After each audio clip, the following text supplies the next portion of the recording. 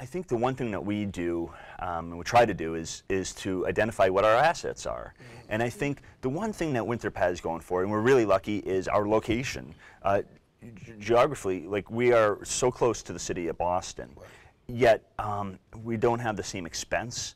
So, for example, if you wanted to stay, we have 3 inns and a bed and breakfast now in Winthrop, that the rates are less than if you had stayed downtown. Right. Now, yeah, there's a little bit of distance, you know, you have to hop on the T to get in, right. But for people who are looking to, you know, maybe travel a little bit more economically, Winthrop's a good option.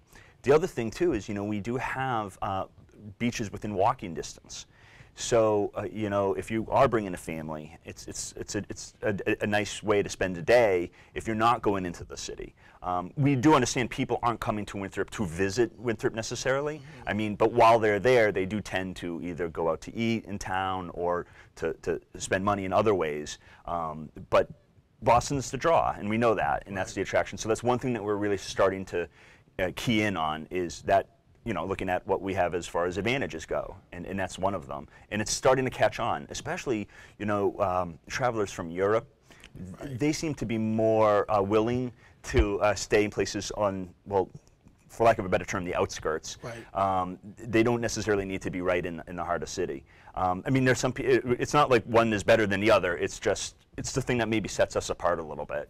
So do you spend, or do you have a budget for tourism, you know, to advertise and that sort of thing? Was that more on the city, the town, rather than the town manager, to actually advertise about the resources and the good things that are going on, or do you do this collaboratively? You know, now that you mention it, tourism is our big thing this year. Right. The town doesn't really have a tourism council of sorts. We're almost the de facto tourist board.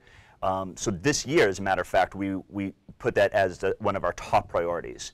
And we're working on, you know, developing a website. We're looking at maybe having a walking map, because we're at the point now, and it's taken us a while to get here, where we can say there is enough for somebody to do. We can, if you do come to Winthrop, there are lots of you know, natural resources. There are lots of places to go. We have a community theater that's located right in the heart of the town. So there's a new arts center. There's a lot more things happening for anybody that's coming. So we realize that we really need to, you know, step up our game. Yeah, because I mean, from what you're talking to me about, with all that's going on there, you know, I mean, if no one knows, right, then no one goes, you know. Exactly. And so just having that tourism council that you spoke of makes a lot of sense in attracting people, you know, coming in, because, you know, it was up until like maybe last year, I hadn't, actually, when I think about taking my family to the beach, I'd actually never thought about Winthrop, but you guys have some gorgeous beaches, you know, and getting the word out is something that I think is really significant, you know, and letting people know. And then if you work collaboratively throughout Suffolk County, I think that would probably pull more people in, because it is a jewel. I mean, what is it, 2 miles wide, I think? But, I know. But it's a jewel down there, and I hadn't been there actually until my boss, the prior sheriff, ran for office, and we had to go to Winthrop. When we got there, we went over that bridge, you know, that it was like going into Wonderland. And I don't say that because you're sitting in front of me. I'm saying that because it was this untapped jewel that we did not know about. But once you got there, everybody was really nice, you know, and the homes there are nice, and the community is clean, and everything is just so vibrant there. But we didn't know, you know, that it was there. And so, your tourism, when is that going to be up and running? Do you have any? Will that get up by the end of this year? You know, that's really sort of like at the top of our agenda. But you're right, it's a secret. The town, and we're trying to let it out. We don't want it to be a secret anymore. You know, we have Deer Island, which is connected, you know, it's technically part of Boston, but we like to kind of claim it as our own, because you travel through Winthrop to get there, and it's a beautiful, almost a 3-mile long walk around that island. I know a lot of people think of it only as the sewer treatment plant, but it's if you haven't been there, you'll find it stunning, because they've put in so much grassy areas, and you wouldn't even. They made it an attraction. Yeah, it's basically a nice park. It's a beautiful park. So if you like to jog or bike or walk, it's a really nice view of the city of Boston from out over the ocean. So That's something that a lot of people like to do. And also even just watching the airplanes. I mean, we're so close to Logan Airport. You know, you look up and you can almost see the people in the planes. That's how close they are sometimes. And sometimes people just get a kick out of doing that. Yeah, you know? My daughter loves doing that. Now, are you born and bred in Winthrop? No, I moved to Winthrop almost 20 years ago, and we've decided to raise our family there, my wife and I, and we really enjoy it because, as you alluded to earlier, it's a very tight-knit community. You know, crime was a concern of ours, and it's a very low-crime area, as you know, and it's just a very safe place to be, to live, to grow up. And the businesses are wonderful. They're really integrated in the community. It's kind of like an old-fashioned town where a lot of times you can just walk down to a store or to a restaurant, have breakfast somewhere. You don't really need a car living in Winthrop, which is great. You know, it's a very walkable community. There's sidewalks everywhere. And sometimes, you know, you go out to the suburbs and I look around and I don't see sidewalks anywhere because everybody drives everywhere. And, you know, I don't like that. You know, I like to be able to, you know, if I wanted to just go for a nice walk and run into people that you see and you know. I think there's a lot to that.